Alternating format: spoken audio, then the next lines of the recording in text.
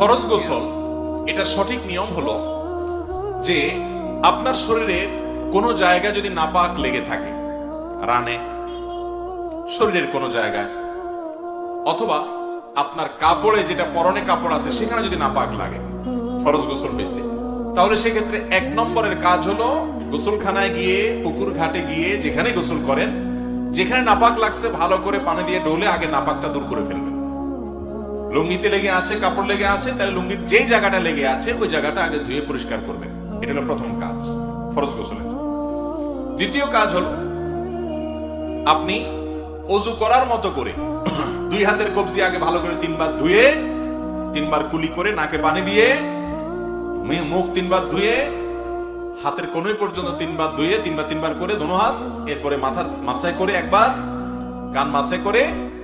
এরপর আপনার শরীরে, মাথায়, ডান কাঁধে